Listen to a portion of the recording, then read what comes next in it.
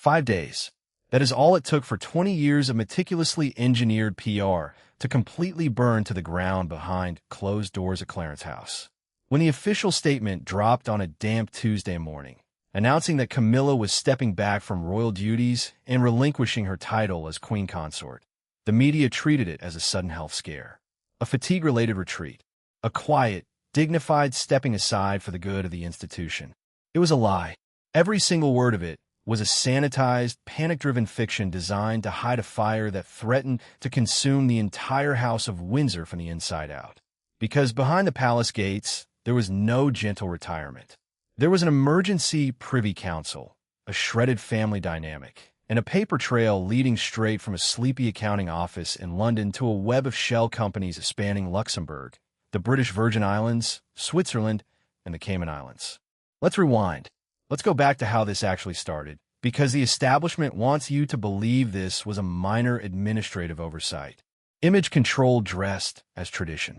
It began 3 months prior during a routine, low-level financial compliance review of the Duchy of Cornwall's auxiliary accounts. Nothing glamorous. Just a team of forensic accountants scrolling through spreadsheets, looking for anomalies in minor estate expenditures. That is when a junior auditor flagged something strange. A series of recurring, automated transfers, exactly £5,000 each, moving every single month like clockwork to a dormant Luxembourg shell company called Vane Holdings SA. Nothing huge by billionaire standards. Pocket change for royalty. But shell companies don't exist by accident. When the auditor pulled the corporate filings for Vane Holdings, the trail didn't stop in Luxembourg. It branched out. It led through a complicated layer of offshore holding entities registered in the British Virgin Islands, terminating in private accounts managed out of Zurich and the Cayman Islands. Total asset value parked across these hidden structures? North of £42 million. And the opening date on the primary ledger? March 2005. Right in the middle of the frantic, high-stakes PR blitz leading up to Charles and Camilla's wedding. Right when the entire nation was being told that Camilla Parker Bowles was stepping into a transparent, modernized royal future, her private financial machinery was expanding offshore. When the initial report landed on the desk of senior estate managers, the immediate instinct was classic establishment protocol. Bury it, minimize it, write it off as an archaic legacy asset from her pre-royal days, and quietly shut it down before anyone noticed. They thought they could handle it internally. They had no idea who was about to walk through the door. Enter Princess.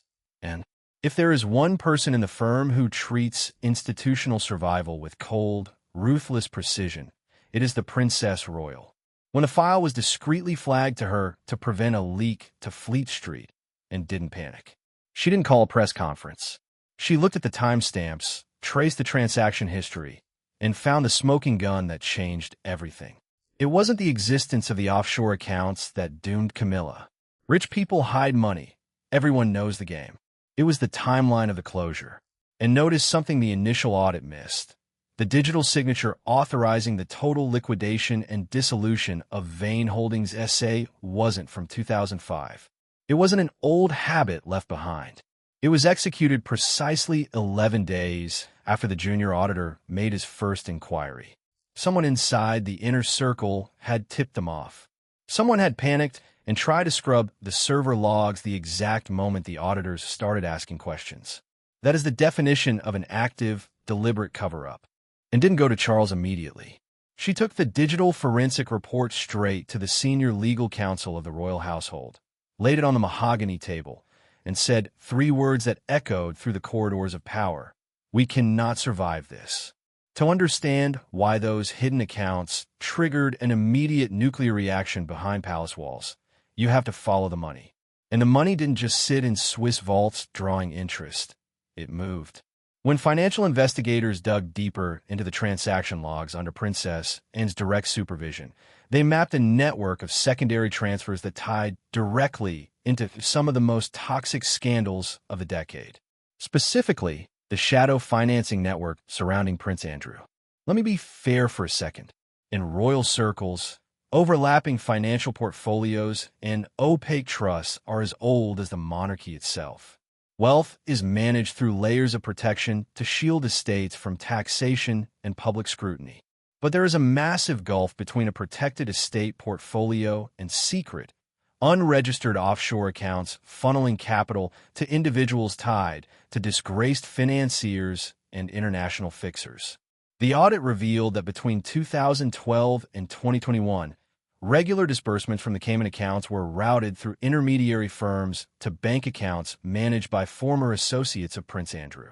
Some of these transactions overlapped with the exact periods Andrew was facing mounting legal pressure and multi-million-dollar settlements. Coincidence? The Palace PR machine would love for you to believe it. They want you to think it was just a family helping family. Except the paperwork showed that Camilla had kept these accounts entirely off the books of the Duchy of Cornwall and the Sovereign Grant. Neither the late Queen Elizabeth II nor senior Treasury advisors had any knowledge of their existence. It was a parallel financial kingdom operating right under the nose of the British state, funded by a mix of undisclosed private gifts, repurposed estate revenues, and mysterious third-party deposits originating from overseas entities. This wasn't just a tax irregularity. It was a state security risk disguised as a personal bank account. By Friday evening, the reality of the situation had reached a boiling point. Princess and demanded a face-to-face intervention. The setting, Clarence House. The participants, King Charles, Princess, and Camilla. What followed was a brutal, 3-hour closed-door showdown that reportedly left the staff outside, trembling in the hallways. According to sources close to the inner circle who spoke on condition of strict anonymity, Camilla initially attempted to play the victim card. She framed the accounts as a necessary nest egg established during the turbulent years when public hostility toward her reached dangerous levels, arguing she needed financial independence just in case the marriage or the institution collapsed. And wasn't buying it.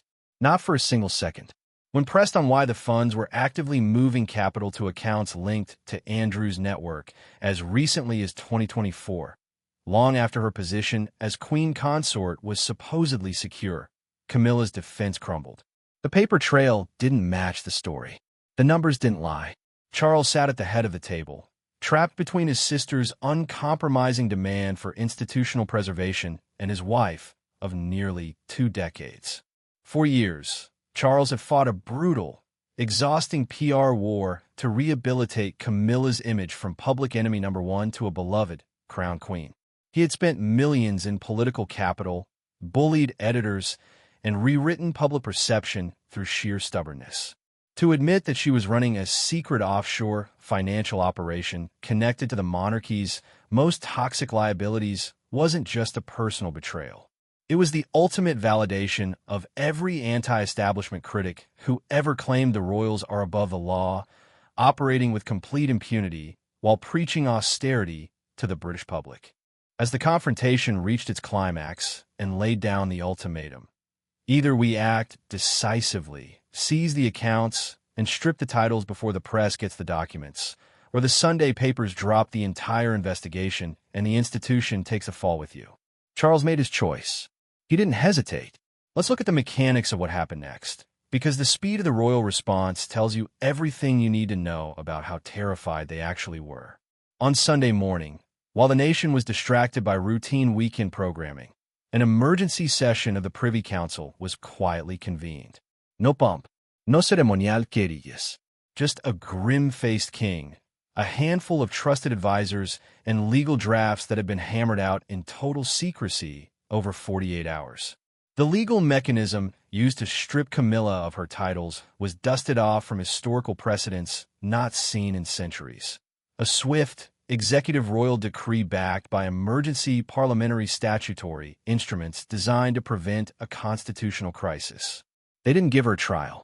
They didn't give her a public hearing. They gave her a choice: resign voluntarily under the guise of health reasons, or face a public parliamentary inquiry into financial concealment that would drag her name through the mud permanently. She chose the exit, and that brings us to the core thesis of this entire scandal. It's not about the £42 million. It's not even about the shady connections to Prince Andrew's inner circle. It is about the 11 days. Remember that number. 11 days. That is how long it took from the moment the auditor asked a simple question to the moment the servers were scrubbed and the Luxembourg accounts were ordered closed. That frantic, panicked scramble to hide the paper trail is what killed her royal career. If Camilla had walked into Charles's office on day one, handed over the files, and claimed ignorance or poor legacy advice, the machine might have protected her. They would have absorbed the blow, paid a quiet fine, and spun it as an old pre-wedding oversight.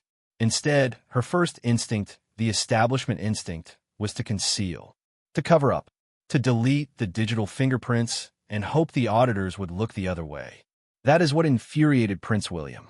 While Charles was busy managing the emotional fallout of breaking his wife's career, William and the younger faction of senior royals viewed the entire debacle as a catastrophic wake-up call.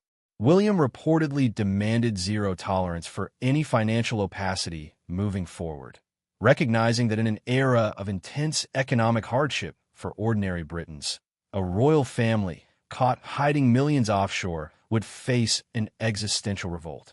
The public reaction, predictable yet bitter, split cleanly down generational lines. Older royal traditionalists expressed sympathy, buying the narrative of fatigue and media harassment. But the broader public, especially younger demographics fed up with cost-of-living crises and elite hypocrisy, saw right through the smoke and mirrors. Social media exploded with fury. Hashtags tracking the offshore accounts trended globally within hours, driven by an anti-establishment audience that has zero trust left for palace PR machines, tabloids, or big media spin. Camilla's 20-year rehabilitation project, the carefully choreographed fairy tale of the misunderstood mistress turned beloved queen, was undone in less than a week. Just gone. Bye-bye. And what about Charles? He sits on a throne that feels significantly colder and more isolated than it did a month ago.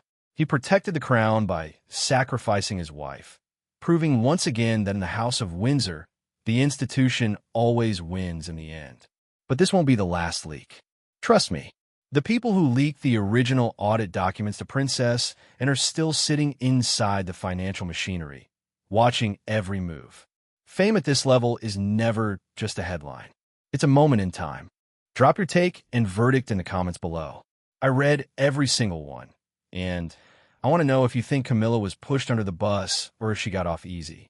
A like genuinely helps the channel more than you'd think, pushing this expose past the algorithm. And subscribe if you want unvarnished, deep dive coverage on the scandals the palaces are desperately trying to bury. I'll see you in the next one.